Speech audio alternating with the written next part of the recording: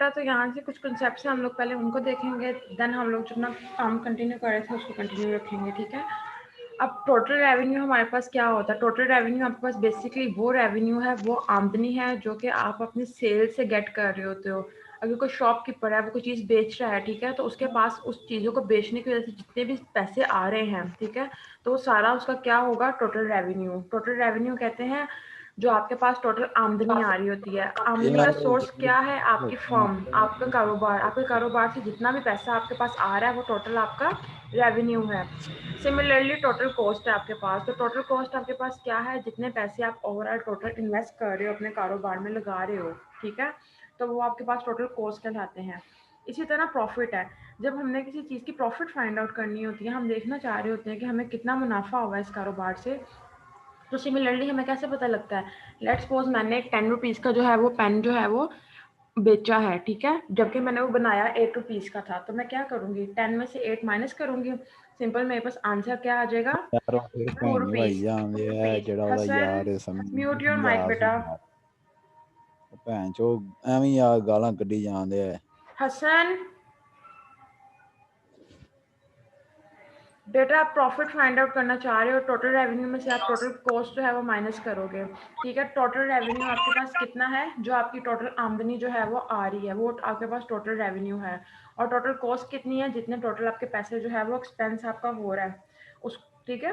Total revenue जो आपके पास आएगा उसमें से आप अपनी टोटल कॉस्ट माइनस करोगे, तो आपके पास बिजनेस की प्रॉफिट आ जाएगी कि आपके पास कुल कितना मुनाफा हुआ है। नेक्स्ट, बिजनेस की दो तरह की हमारे पास कॉस्ट होती हैं। एक होती है एक्सप्लिसिट कॉस्ट और एक होती है इम्प्लिसिट कॉस्ट, ठीक है। एक्सप्लिसिट कॉस्ट बेटा वो होती है ऐसा खर्चा जो आप कारोबार से बाहर कर रहे होते हो, ठीक है। जो भी खर्चा आपके पास कारोबार से बाहर होता है वो आपके पास क्या होगा? आपका एक्सप्लिसिट कॉस्ट। जस्ट लाइक आपके पास अगर आप बाहर वेजेस पे कर रहे हो, ठीक है, आप ट्रांसपोर्ट एक्सपेंस पे कर रहे हो, बाहर से अगर आप कोई चीज़ मंगवा रहे हो खाने पीने के लिए भी बिजनेस में, तो वो सारी क्या है? Explicit cost. एक्स के नाम से याद रख लेंगे जो सब कुछ जो है वो बाहर जो आप पे कर रहे हो, ठीक है। इसी तरह है इम्प्लिसिट कॉस्ट। इम्प्लिसिट कॉस्ट होती है ऐसी कॉस्ट जो कि बिजनेस के अंदर लग रही हो, ठीक है। अंदर कैसे लग रही हो? जैसे कि बिल्डिंग का किराया, ठीक है, तो आप बिल्डिंग की ओनरशिप है आपके पास, या आपने बिल्डिंग की मेंटेनेंस करवानी है, बिल्डिंग को पेंट करवाना है, तो आप बिल्डिंग के अंदर रह के बिल्डिंग को पेंट करवा रहे हो, ठीक है। ऐसा खर्चा जो आपके पास बिल्डिंग के अंदर रह के ही हो रहा हो वो आपके पास है इम्प्लिसिट कॉस्ट, और ऐसा खर्चा जो आप कारोबार से बाहर कर रहे हो वो आपके पास आता है एक्सप्लिसिट कॉस्ट, ठीक है। ये दो तरह के आपके पास कॉस्ट है।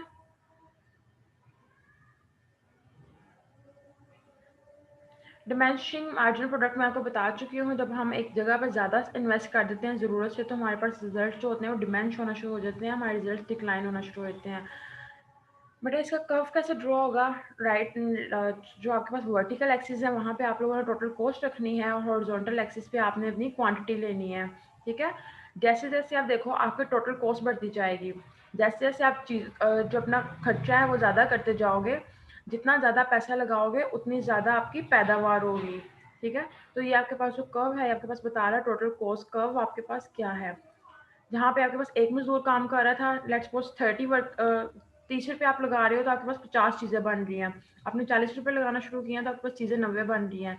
तो दोनों चीज़ें जो आपस में इंक्रीज होती जाती हैं। वो कहते हैं ना, जितना गुड़ डालोगे उतना मीठा होगा। जस्ट लाइक सेम एग्जांपल यहाँ पे कोट की जाती है कि जितनी आपकी कॉस्ट हाई होती जाएगी उतना आपका रेवेन्यू जो है वो बिल्टअप होता जाएगा। तो इन दोनों की आपस में पॉजिटिव रिलेशनशिप है। नेक्स्ट है आपके पास एवरेज कॉस्ट। एक तो होती है आपके पास फिक्स कॉस्ट, मैंने आपको बताया वो चेंज नहीं होगी। जस्ट लाइक बिल्डिंग का रेंट है वो आपने हर हाल में पे करना ही करना है।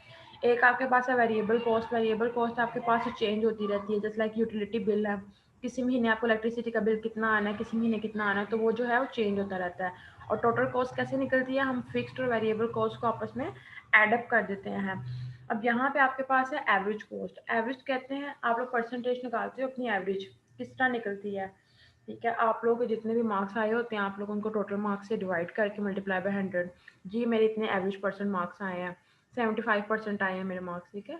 तो एवरेज कहते हैं average cost can be determined by dividing the firm cost by the quantity of output it produce. जितने भी खर्चे फर्म के लगे हैं ना, लेट्स सपोज उसने बिल पे किए हैं, उसने वहाँ पे बैठ के कुछ खाया है, उसने बिल्डिंग को पेंट करवाया है, जितने भी खर्चे होंगे ना उनको हम डिवाइड कर देंगे अपने आउटपुट से, उसने जितना प्रोड्यूस किया है उससे। जब हम लोग उसको आउटपुट से डिवाइड करेंगे तो हमारे पास एक यूनिट निकल आएगा और वो यूनिट कहलाता है एवरेज कॉस्ट। जितने भी खर्चे आपके पास हो रहे हैं आप सिंपली उसको डिवाइड कर दोगे उसकी टोटल अमाउंट से, ठीक है। जब आप उसकी टोटल अमाउंट से आप उसको डिवाइड कर दोगे तो आपको पता लग जाएगा कि जी आपके पास एवरेज कॉस्ट क्या है। ये कुछ बेसिक फॉर्मूलाज हैं, इनको आप एक दफ़ा अच्छी तरह देख लें, ये आपके पास एमसीक्यूज में भी पूछे जा सकते हैं। एवरेज कॉस्ट कैसे निकलती है आपके पास, ठीक है। सबसे पहले आपके पास एवरेज फिक्स कॉस्ट, तो एवरेज फिक्स कॉस्ट को आप निकालने का तरीका आपके पास होता है उस AFC से आपने शो करना है, मोस्टली एब्रिविएशन से यूज होती हैं। यहाँ पे बेटा आपके पास एवरेज टोटल कॉस्ट लिखा हुआ है लेकिन ये एवरेज फिक्स कॉस्ट आएगा। यहाँ पे एवरेज फिक्स कॉस्ट को आप क्वांटिटी से डिवाइड कर दोगे, ठीक है।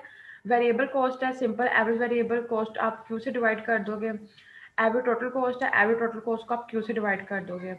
अगर आप लोगों ने किसी चीज़ की एवरेज टोटल कॉस्ट निकालनी है तो सिंपल हम लोग पहले क्या कर रहे थे, फिक्स कॉस्ट और एवरेज वेरिएबल कॉस्ट को ऐड कर रहे थे ना। लेकिन अब हम एवरेज वेरिएबल कॉस्ट को एवरेज फिक्स कॉस्ट को ऐड करेंगे तो हमारे पास एवरेज टोटल कॉस्ट जो है वो सामने देखने में आ जाएगी।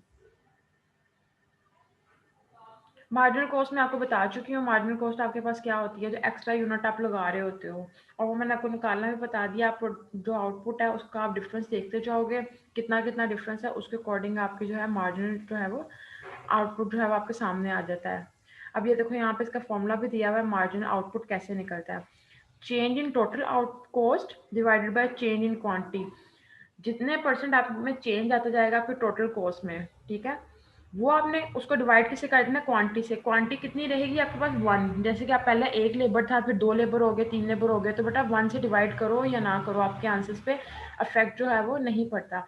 तो आप लोगों ने सिर्फ टोटल कॉस्ट का चेंज देखना है। टोटल कॉस्ट का चेंज क्या है, लेट्स सपोज पहले 5 था, अब 10 हो गया, तो 10 माइनस 5 5, 15 माइनस 10 5। तो वो जो जितना डिफरेंस है आपके पास वो आपके पास क्या है, आपकी मार्जिनल कॉस्ट।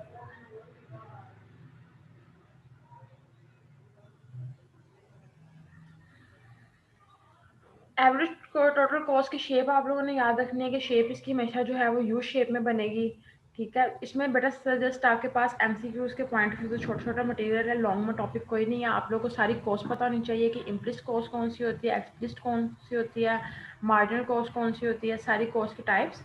और उसके बाद अगर इन केस ग्राफ इसका प्लॉट करने को जरूरत पड़े तो आपको ग्राफ भी पता होना चाहिए।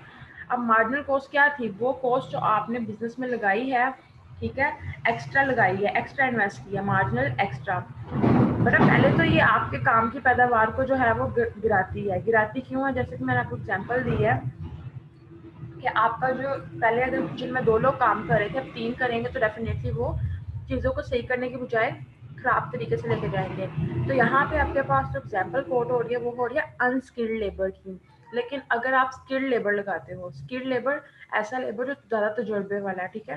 अगर गर्ल्स काम करेंगी तो डेफिनेटली खराब होगा, लेकिन हमारी जो बड़ी आंटियाँ वगैरह वो अगर काम को मैनेज कर रही है तो डेफिनेटली वो काम को अच्छे तरीके से मैनेज कर लेंगी। क्यों, क्योंकि वो स्किल्ड लेबर है। तो मार्जिनल कॉस्ट हमेशा पहले क्या होती है, पहले नीचे गिरना शुरू होती है और फिर आहिस्ता आहिस्ता जो है वो ऊपर की तरफ मूव कर देती है। अभी हम लोगों ने पढ़ा है कि टोटल जो कॉस्ट होती है हमारे पास वो यू शेप होती है। फिक्स कॉस्ट हमारे पास चेंज नहीं होगी, ये देखें, फिक्स कॉस्ट अप्रोक्सीमेटली हमारे पास सेम रहेगी। और वेरिएबल कॉस्ट जो है with the passage of time change होती रहती है, क्योंकि हमें नहीं पता कि हमें कितना बिल अब आना है। वो बात थी हमारे पास शॉर्ट रन में। अब हम बात करते हैं लॉन्ग रन में। तो लॉन्ग रन में छोटे छोटे शॉर्ट रन जितने भी फैक्टरीज हैं ना उन सबको हम इंक्लूड कर लेंगे। जस्ट लाइक एक शॉर्ट रन में ये फॉर्म थी हमारे पास, ठीक है, दूसरी फॉर्म हमारे पास शॉर्ट रन में ये थी। एवरेज टोटल कॉस्ट हमने देखा यू शेप आएगी, तीनों की यू शेप है। तो जब हम तीनों को ओवरऑल जो है, ये देखें रेड लाइन से जब हम लोग ओवरऑल इसको ज्यूम करेंगे तो ये हमारे पास average total cost in long run बन जाएगी। तो लॉन्ग रन में हमारे पास कॉन्सेप्ट क्या आ रहा है, ये देखें यहाँ पे अभी जो किंसुलेमान बेटा आपने पूछा था, डिक्रीजिंग रिटर्न टू स्केल हो रहा है, डिक्रीज हो रहा है ना सब कुछ। उसके बाद यहाँ पे देखो, यहाँ पे सारा रहेगा कांस्टेंट रिटर्न टू स्केल, और फिर यहाँ पे क्या हो रहा है, इंक्रीजिंग रिटर्न टू स्केल। एक टाइम आएगा आपके पास चीज़ें जो है वो डिमेंश होना शुरू होती हैं, उसके बाद ये स्टेबल हो जाती हैं। जब स्टेबल होती हैं उसके बाद ये प्रॉफिट की तरफ मूव कर देती हैं। आउटपुट जो है वो ज़्यादा गेन हो रहा होता है हमें एज कम्पेयर टू इनपुट। बेटा लेक्चर का टाइम शॉर्ट है, ये वीडियो जो है आपकी पॉज होने वाली है। मैं आपको जो है बाकी जो है आपको जो है वॉइस मैसेज में व्हाट्सएप पे बता दूंगी कि आपने इस लेक्चर में से क्या क्या प्रिपेयर करना है प्रॉपरली। इकोनॉमीज ऑफ स्केल, हाँ बेटा आपके पास सिमिलरली जैसे आपके पास कांस्टेंट रिटर्न टू स्केल था, इसी तरह आपके पास इकोनॉमीज ऑफ स्केल्स होते हैं। Economies of scales refer to the property where by long run average total cost falls as the quantity of output increase. जैसे जैसे आप अपनी जो क्वांटिटी को बढ़ाना शुरू कर देते हो तो आपके पास आपकी टोटल लॉन्ग रन में जो एवरेज कॉस्ट होती है वो कम होना शुरू हो जाती है। जब आप ज़्यादा चाह रहे होगे, ज़्यादा आपके पास आउटपुट बने, जहाँ पे आप एक चीज़ बना रहे हो वहाँ पे आपको 10 रुपये लग रहे हैं, लेकिन अगर आप 2 चीज़ें बनाना शुरू कर दोगे ना, कभी भी आपके 20 रुपये नहीं लगेंगे, वो दोनों चीज़ें आपकी 15 रुपये में तैयार हो जाएंगी। तो जब आप लोग अपना आउटपुट बढ़ाते हो ना तो कॉस्ट उस हिसाब से नहीं बढ़ती, कॉस्ट कम बढ़ती है। ठीक है, अटेंडेंस मार्क करनी है। सी आर बेटा काइंडली बेटा अटेंडेंस ले लो आप एक दफ़ा, ताकि मैं टॉपिक कंप्लीट कर लूँ उतनी देर में। सी आर और जी आर बेटा आप लोग अटेंडेंस जरा काइंडली स्क्रीनशॉट ले लें। ओके नेक्स्ट मैम, है एक मिनट। हाँ जल्दी बेटा क्लास ऑफ होने वाली है। डिसइकोनॉमीज ऑफ स्केल, डिसइकोनॉमीज ऑफ स्केल्स में ये होता है कि आप लोग जो है आउटपुट और जो आपका इनपुट होता है वो अप्रोक्सीमेटली सेम राइज हो रहा होता है, जबकि सॉरी कांस्टेंट में सेम हो रहा होता है। डिसइकोनॉमीज में रिवर्स हो जाता है। रिवर्स से क्या मुराद है, आपका आउटपुट जो है वो इंक्रीज हो रहा होता है जबकि कॉस्ट आपकी डिक्रीज हो रही होती है। सिंपल आपके पास कॉन्सेप्ट जो है वो कांस्टेंट रिटर्न टू स्केल्स वाला ही है। ठीक है,